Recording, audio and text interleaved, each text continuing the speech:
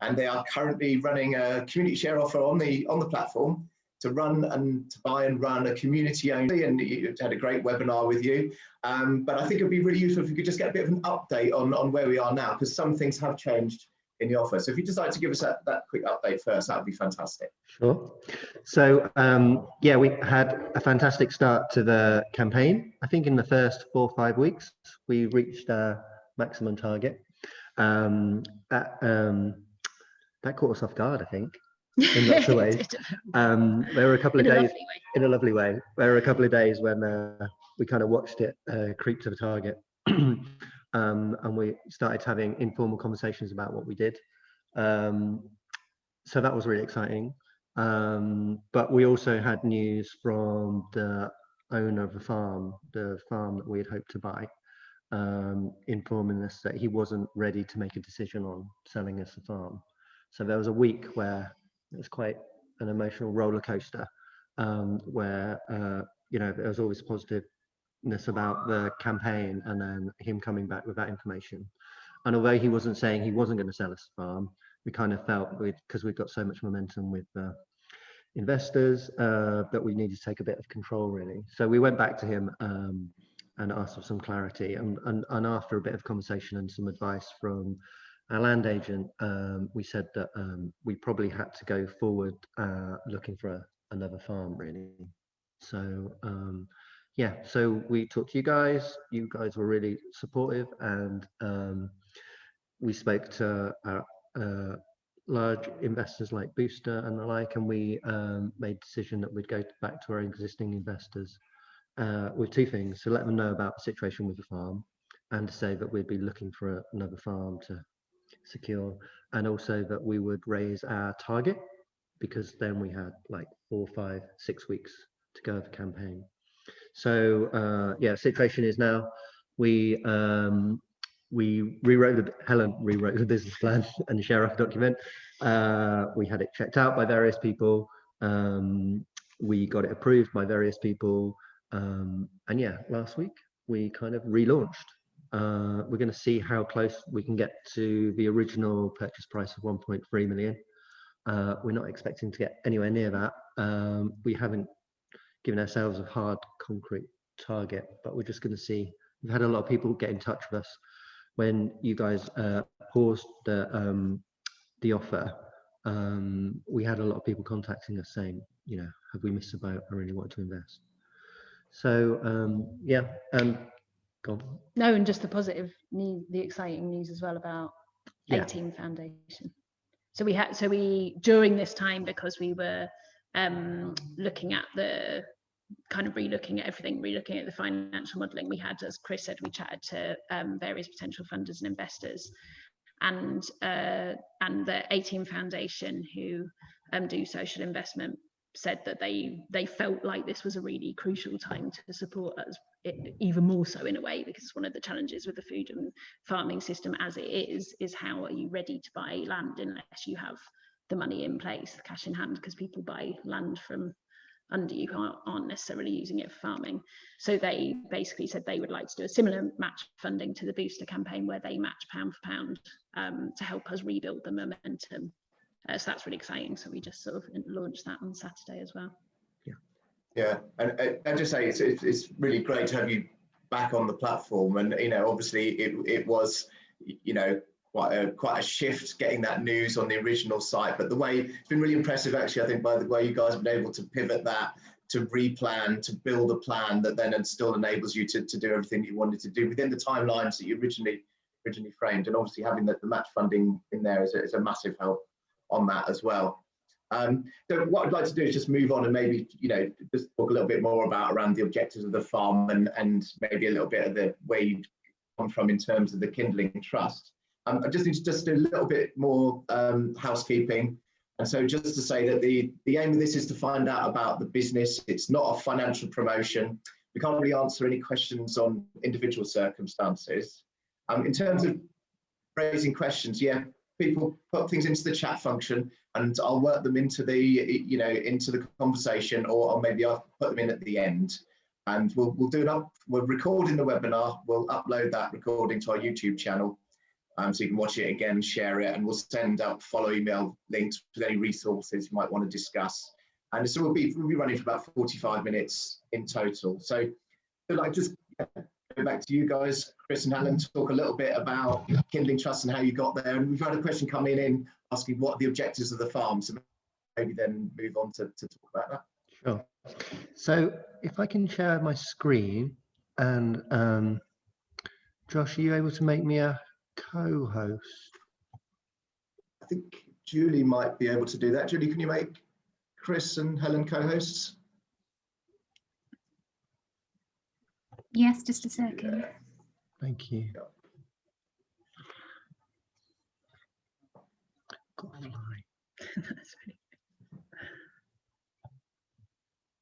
Brilliant, thank you. So we've had problems with this presentation in the past. If you leave it like that, I think it works better. Jake. Yeah. Okay. Just in terms of moving the slides on. Josh, is that working okay? Can you see us? Good to me. Okay. So yes, I'm Chris. This is Helen. We're from the Kindling Farm project. We are going to talk. I'm going to talk for 10 minutes about our background, our objectives, the business case for the farm, and the progress we've made so far. For those of you who don't know us, we have a website, kindling.org.uk, which basically shows all the projects and all the activities we've been doing over the last decade or so. And it's kind of an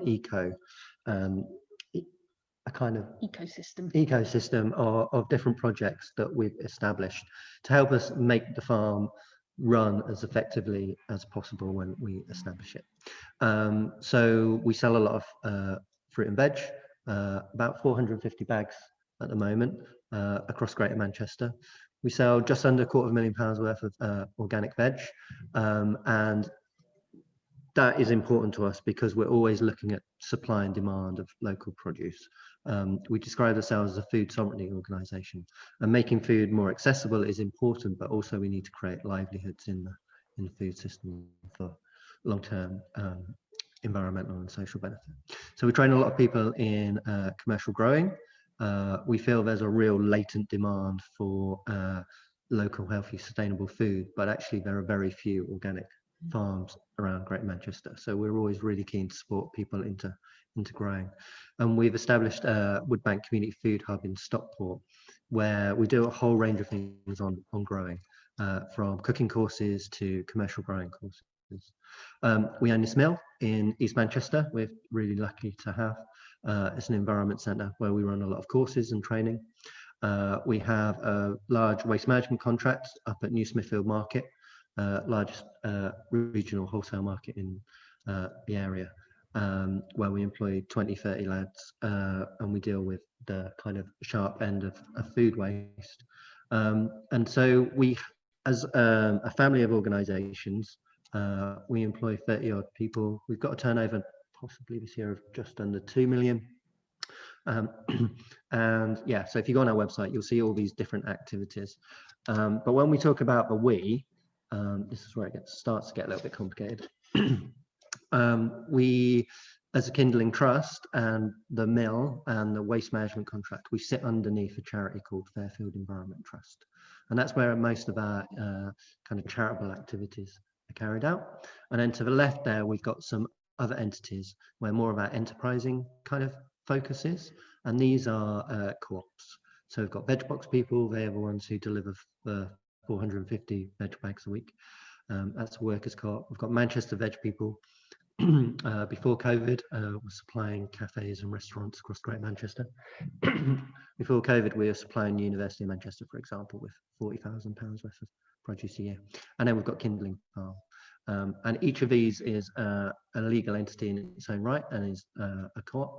But we all collectively share, as this family of organisations and enterprises, we share staff, we share resources, we share our objectives, and we share a strategy. So the Kindling Farm itself, it's supported by Kindling Trust and all those other partners in that family. We're not for profit. We have a charitable objective although we're not registered with the Charity Commission. The farm will be held in trust for community benefit. And at the moment we have 40 members who basically own the Kindling Farm entity. And at the moment, I think we've got about 360 investors, and each of those will become a member and part owner of the farm as well. We have many thousands of supporters support our work at the Kindling Trust, come out and help us on volunteer days and the like. We have an advisory group of some amazing people. Jamie Hartzell, who some of you might know through Ethex, Kath Delmaney, who's part of Sustain, Ruth West, who's part of the Oxford Real Farming Conference. So we have a fantastic group of people who advise us. And then we have directors who are really embedded in the food economy in Greater Manchester.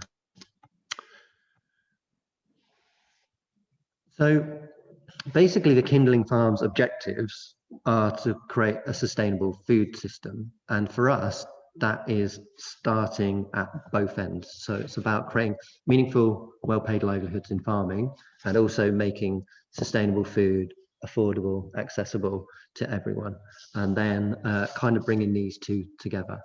And we've been working on a lot of projects over the last decade or so, kind of building our credibility, but also building the market, supporting volunteers, and the like.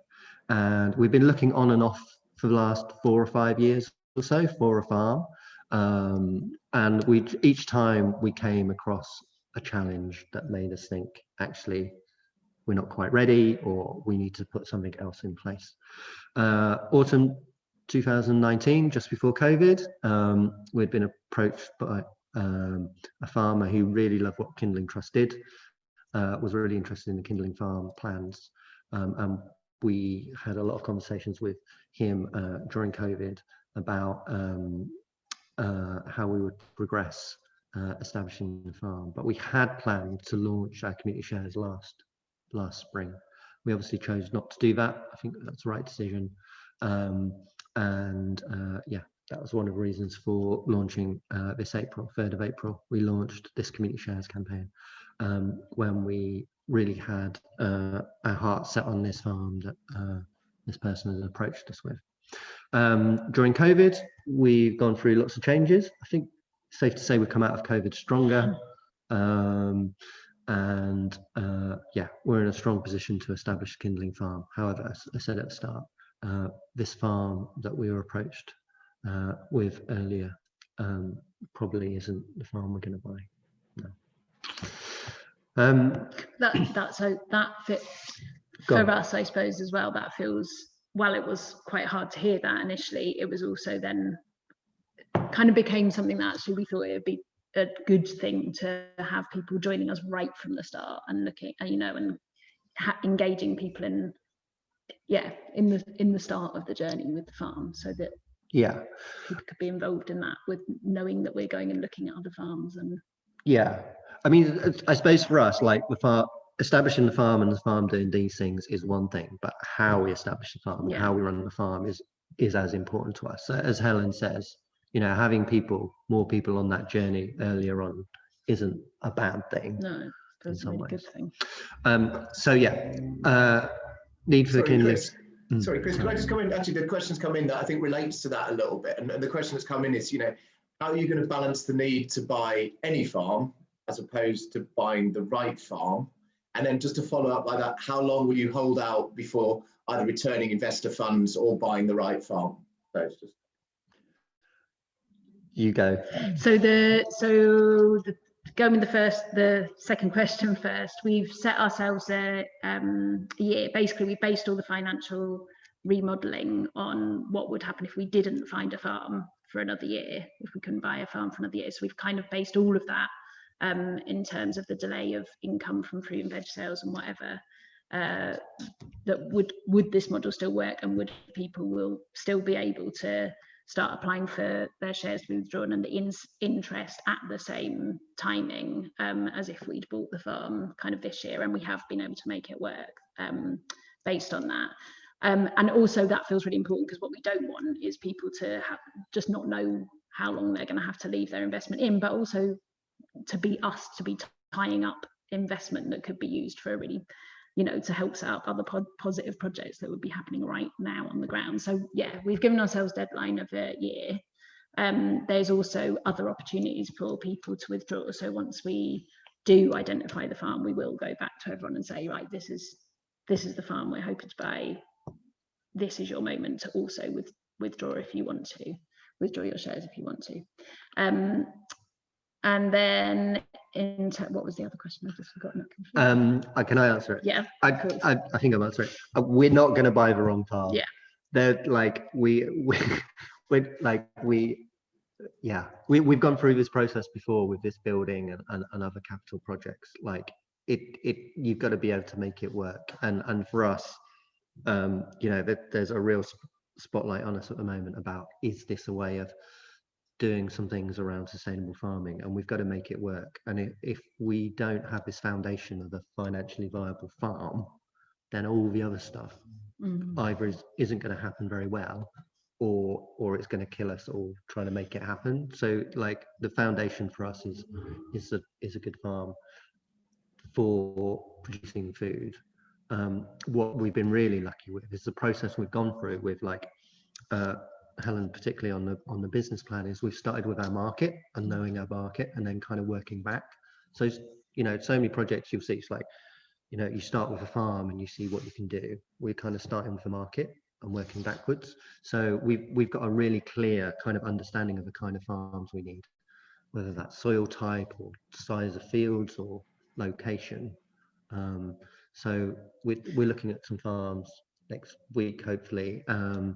And yeah, they're not exactly the same as this one, but we'll clearly understand whether we can make it financially work.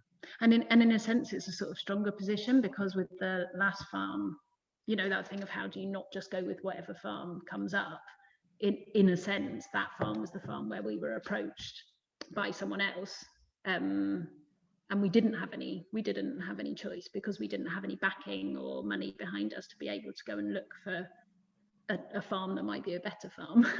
So it's an interesting thing where actually it's slightly turned it on its head and put us in a stronger position for that. But it's a good, I mean, it is an interesting question. The other thing we've done is put a criteria in place and a matrix that we measure things against, because otherwise I would go and fall in love with every farm that I come across. So I'm not allowed to do that, basically. We have people stopping me and a good matrix stopping me. Yeah. Josh, are there any kind of related questions or follow-ups? No, that was just the questions that have come in so far. So yeah, just carry on. But that's really useful to get that, I think, for investors to understand that. And then yeah, this slide you all have been staring at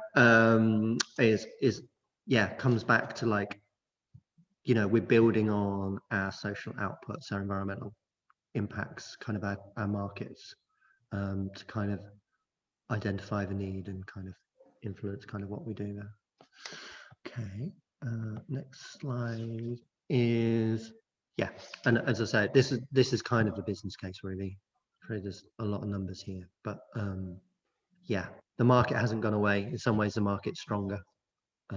This is for us why, you know, there's no question of us stopping doing this, because this farm was no longer available at this time.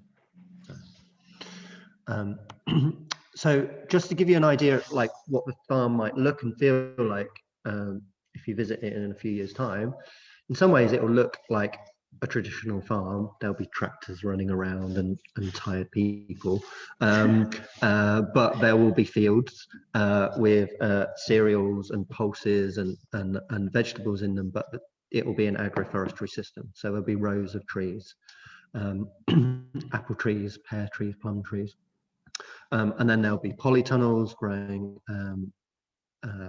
salads and vegetables and the like. There'll be expanding the season. There'll be wildlife areas, and there'll be people living on the farm. And if you visit in like 5 or 6 or 10 years time, hopefully there will be like an enterprise hub where we'll be taking the cereals and we'll be making our own muesli or beer or bread. And there'll be a centre for social change, a bit like this place really, where people can come and learn and hold conferences and things like that. So yeah, it's kind of a vision for the farm. We've been doing a lot of talks seminars as part of this kind of promotion of ourselves, and we had Vicky from Sustain talking the other week about farming and how do you establish. Bess was talking about how do you establish a wildlife friendly farm, and so many of the things she was saying, like if you want wildlife friendly farming, if you want, you know, sustainable farms, you want farming livelihoods, so many of these solutions are off farm. You know, it's about the market, it's about relationships and stuff like that. So we'll have this farm, but it will be part of this ecosystem of our veg box scheme, our relationship with the university, our volunteers coming from Manchester and stuff like that. I think we're spending too much time. No, I was just going to say the really crucial thing is that it will be owned by its community, and that's a really important part of the vision for us, because I mean, I'm sure you'll come on to the community shares bit, but just in terms of the vision, that's key, that it starts by being owned by its community. Yes. These numbers are wrong, but they're not so wrong. These numbers have been tweaked for a new business plan. But I kept this in here just to give you an idea of kind of the income and the expenditure. The kind of the percentages are still roughly the same. Yeah, and it's the year, it's moved on a year, so that would be 2026. And then this really is just to, there's a couple of milestones there for us. So we're going to start food production quite modestly. We've talked a lot about climate change and extreme weather events, and we've built all those in. We want in a couple of years' time to go from supplying 450 veg bags to 1,000 veg bags. All those fruit trees that we're going to be planting. So we've got a DEFRA grant at the moment. We're producing, I was guessing, 12,000 fruit trees as part of a DEFRA project. Apples, pears and plums, half of which we're giving away at the moment to local community groups, but 6,000 will make their way onto the farm. And basically what we want to do is get to a point where we're independent of grants. We don't need grants to run. I mean, we might go for grants to build something, but we're relatively confident about our finances, and we've had a lot of people check them for us. Just really quickly, this is where we are up to with the previous farm. We've obviously go back and do a lot of these, but we just wanted to show you these just to let you know we have a lot to do, and we think about these a lot, and obviously it's not a linear thing. A lot of these things happen in parallel, but also I think the key thing is, like, sometimes we think that sometimes buying the farm is the end of the process. It's actually just the beginning, and there's so much more to do. You know, even once we purchase the farm, there's still a lot to do. So yeah, this is just to give you an idea of all the other things that are on our to-do list. And then, yes, finances. So the previous farm we had valued at 1.3 million. We worked with land agent 3D Rural. They had started the due diligence on that farm. And when we set out at the start of the community shares campaign, we had talked to a couple of ethical banks, and we were hoping to raise for a community shares campaign 350, 600,000 pounds for a community shares campaign, and then the rest would come from a low interest bank loan. What's been amazing about this is we've been able to turn that around a bit, and we'll hope to raise most of the funds to purchase through community shares. The banks have been really cool, really supportive, happy to go along with that. There's a lot of purchase related costs. There's been quite a bit of money spent on this campaign itself, videos and the like. And then there's farm development costs. You know, there's drainage, there's fences, there's all sorts of things involved in establishing a farm. And we're talking to a few funders at the moment to help cover those costs. I suppose just to say on that, because in a sense, with the farm that we were looking at, we still had to go and do the second lot of evaluations and of surveys to look at what the more in-depth costs were. And so these costs were always based on talking to some rural agents and land agents and farm advisors on how much it would cost roughly on average to develop the farm of that size. So we will, again, once we identify a site, we will be going back to that business plan and making it site specific and looking at what are these costs, what are the farm development costs once we get the actual site. But the really good news is having talked to, again, builders that helped us work on this mill, that do up this mill, they've sort of said there's quite a basic low amount that you can spend on doing up the farm to make it absolutely perfect for just getting on with working, and getting on with starting to, do the farming and generate the income. And then in the meantime, you gradually do up the farm to do the things that you need, that you want to do, the aspiring farm that you want it to be. Cool. Yeah, so you probably all know this. We've got another week or so to the deadline. We're going to see how much we can raise. Minimum investment is £200, and yeah, you can request 0, 1, 2, or 3%, and shares can't be withdrawn, and there aren't returns until year 3. Okay. And yes, so business risks. There's quite a few risks. We spend quite a bit of time working through the risks, refreshing our business risk register. But the main ones are, COVID, economic downturn. We haven't seen so much of that in terms of sales at the moment.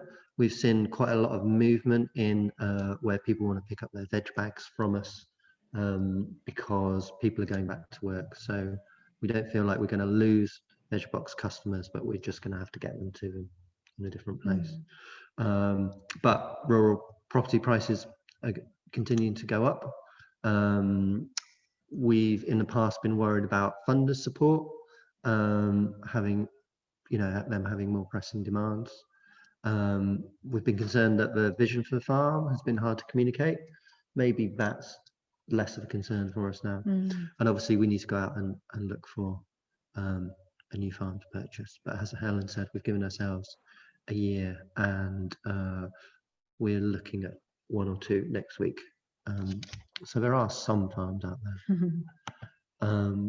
And this is just the final slide, really. This is kind of what we hope to do with people's investment. Josh, I think that's it. Okay. Well, I mean, that's brilliant, and it's really engaging, and we're having loads of questions coming in from people. So maybe if I just run through a couple of those with you now. So a couple of people are really interested in this idea actually of the matrix for the new site, and the question has come up is whether that is something that could be shared with investors. Is that something that you could make publicly available? So yeah, so what we thought actually was that because lots of people have been like, put adverts out, let's find land together and all that, which is really great, and people have been really supportive and starting to kind of send us ideas for farms and stuff. So and what we thought was to try and keep the message pretty simple and straightforward at the moment, while we're just trying to raise as much as we can towards the farm, that what we would do was then move on to kind of sharing that bit once we've kind of finished the community share offer.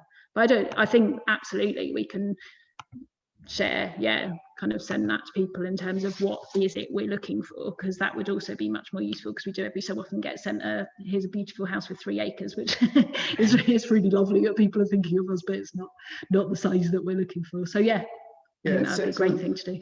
Yeah, so that may be the case if people get in contact directly and say, could I see a copy of the matrix? You'd be happy to send that out. So maybe if people are, do want to take a look at that, then, and where would be the best place for them to get in contact with you? Probably me. So helen@kindling.org.uk.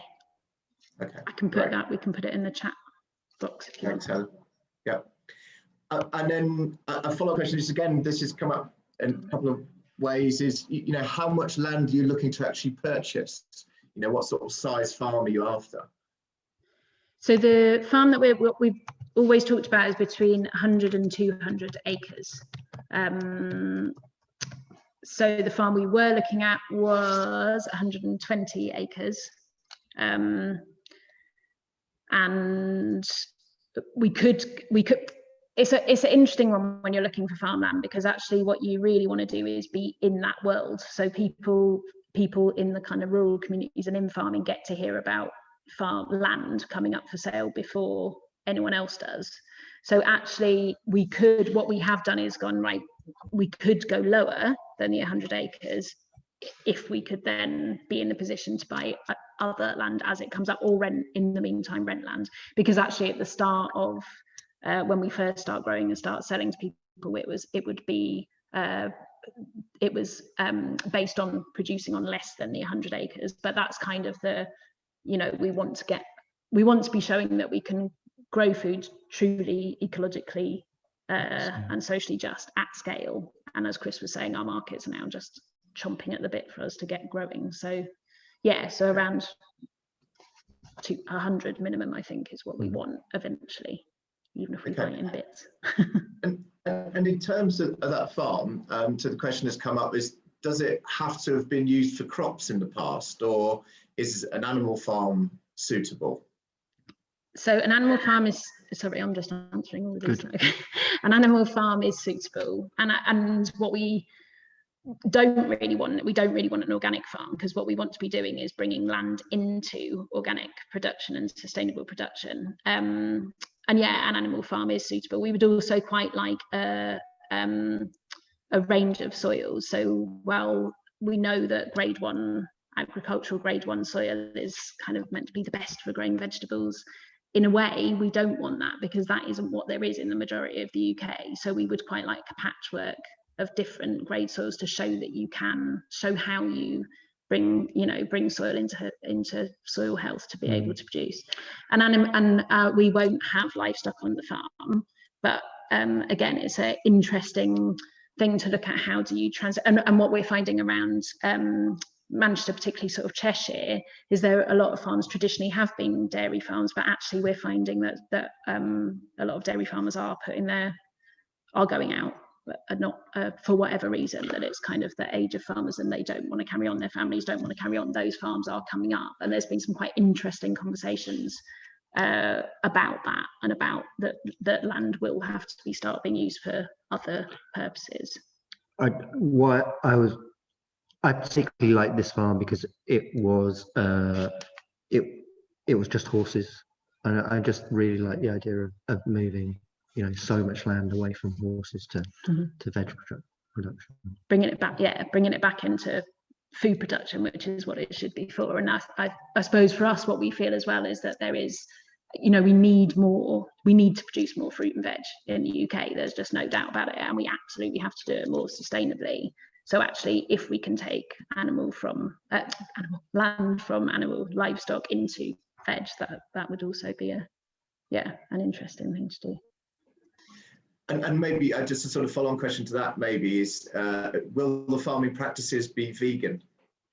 Yeah, so the site that we've got at the moment, our training site is, and we have always been stock free. There's different names, so stock free organic or veganic, and we are both certified by the Soil Association and the Vegan Organic network practices. And so for various different reasons, the ones we've already talked about, and also because it's what we know best, our practices will be vegan organic. Yeah, I mean, I'm not vegan, not everyone in the team is vegan, but we all know that what we know is fruit and veg production, and we have a market for it. So that's kind of our real focus, really. Okay, and so here's another question that's come in the future. When you think about the balance of the staffing of the site, is that going to be more salaried or more volunteers, or what's that sort of ratio of balance going to look like? Salaried. Yeah, so the idea is basically to show that you can make a living out, not even to show that you can make a living, to make sure that people can make a living out of farming, because it has an out of fruit and vegetable and cereal production, because it isn't always the case, and it's a hard, you know, life and career for people to go into. And the point of in a sense, us growing all the markets that we've grown and setting up veg box people and Manchester Veg People is to set up fairer markets for people so that they can go into food production and survive from it. However, what we're also really aware of is, one is that people need training to get into that and to be able to, because it's a skill and it takes time to learn that skill. So we do provide training, and people will be on that training and won't necessarily be salaried to do that, just as you're not salaried when you go to university. So there's that, and there's also people who want to come out and get involved and don't want to become farmers, and people get a real lot from that, and actually trying to create a different, better food system. We need to engage people in lots of different ways. So what we want to make sure is that we pay people a fair wage and that it doesn't undercut other growers, but that we do find ways to engage volunteers, if that makes sense. And we feel really strongly about that, actually. We really don't want to undercut anyone, or we really don't want to be using slave labour. It is very much about how do people get something out of what we're doing, and that feels really important to us. I wanted robots, but I wasn't allowed. Yeah, he's not. I think that's one of the key things on what you're planning to do, is that you're baking in that education piece on sustainable farming, and whether that's just to educate people more generally about sustainable farming, or to educate people to become sustainable farmers. That's kind of part of what you do. So yeah. Positive. Also, we are very clear from the outset that we want to employ from the local farming community. So because those people will know the land, know the climate, know the trade, know the neighbours. So we really need to make the farm work, it's that balance. But also kind of opening up a way for people to become the next generation of farmers without, financially crippling ourselves, because the quality of the produce I grow isn't as good as it needs to be. Yeah. Balance. And so there's a question here: is, are you looking to attract shareholders from outside the area as well as within the Manchester region? And if I can partially answer that, you're listing through Ethex. Ethex has a whole network of investors that really care about, delivering impact, and that's a UK wide. And people, they do invest on geographical basis, but they invest because they care about the impact as well. And I think that's probably one of the reasons you came through Ethex, is to engage with that wider community and that wider network. Yeah, absolutely. I think we always talk about that we have a amazing and quite wide community, and it's in different ways. So we do have a local community that we work with. Again, we will have another local community once we find the farm, and that's always really important to us. But we are also part of a wider community, both UK and national, to be honest. And we get a lot out of that, and we hope that we give a lot to that, because it is also about supporting people to create change all over the place. So yeah, investors and people will be welcome to, engage with us in the ways they can from far and wide. We've had people on the Zoom talks from Mexico and the States and whatever, and they are like, can we keep talking to you because we want to do it here? And it's like, absolutely you can, because it's a lot of what we do is about solidarity as well. So yeah, very much so. I think also one of the drivers for us is there are similar projects and farms like this in the south of England, and there really isn't anything like this up here, partly because of the weather, I think. But we're unique in the northwest, and being so close to Manchester, it's crazy that we don't have something close to the second largest city in the country that you can point at and say, this is how you do sustainable food. Yeah, so we want all the southerners to support us northerners. Please. Don't worry, we're in. There's a question here that asks, are you hoping to attract SG? And I'm not sure what SG is, but maybe that's something that means something to you guys. If not, Caroline, would you be able to provide a bit more detail on what SG is? It'd be a farming term that we should know. Yeah. Maybe let's move on to the next question, then maybe we'll get something on that. So will you be using horses for the heavy farm work? No, we won't. We want to, I think what we want to do is start with this foundation. So we really do want to mix the good old traditional techniques and modern technology. I know I was joking about robots. I'm not allowed robots, but there's interesting. There's GPS controlled tractors, for example, to minimize compaction. So there's those sorts of things. But no, what we want to do is get the farm working as well as possible. And then there's what was I going to say?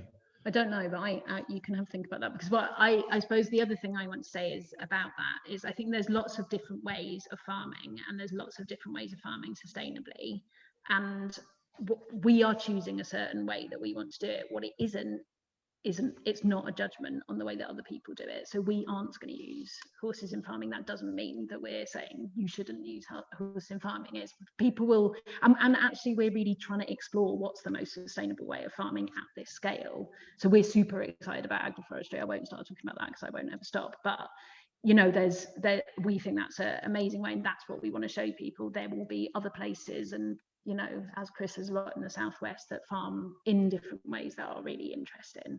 And so it's a way that we're choosing to do it. It's not, that doesn't mean that's not a judgment about what we're not doing, if you know what I mean. Yeah, absolutely. And I'm scared of horses. So Green Slate Community Farm have used horses on their farm, and it's been really interesting to watch. I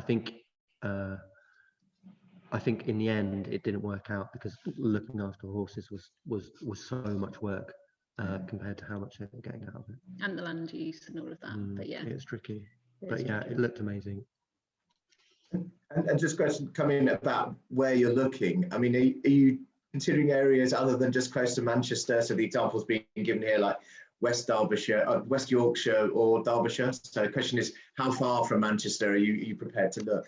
So what we've said is within 50 miles, but ideally closer, because and in a way, it's interesting because there's some places that are quite close but have terrible access to Manchester and are on these tiny little windy roads. So in terms of us getting the fresh food into Manchester and getting people to the farm to carry on that that connection with that we've built up here, that's almost the more important thing than the actual physical distance, if you see what I mean. But what we've said is kind of 50 miles, but ideally closer. And in terms of where we're looking, again, it sort of depends on.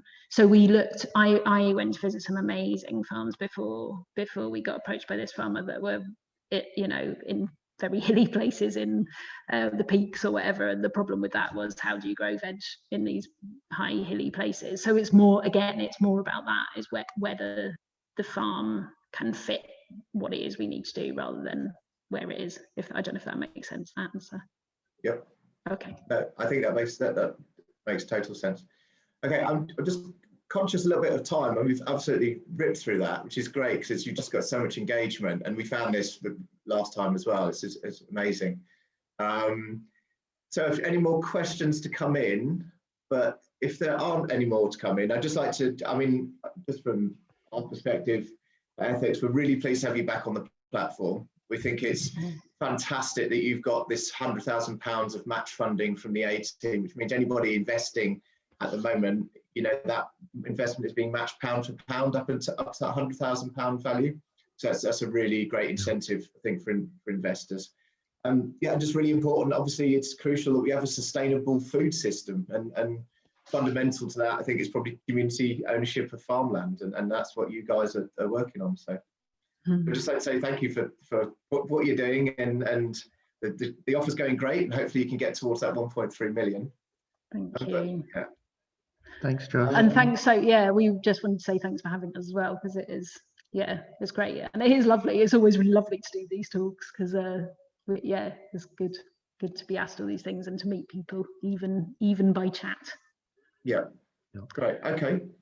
Well, thanks everyone. We've just got one little question that's come in, but I think we'll take that offline, and we'll get. So Ray and Christine, I'll get someone from Ethex to come back to you, and we'll talk through that to ensure that you can get that investment in.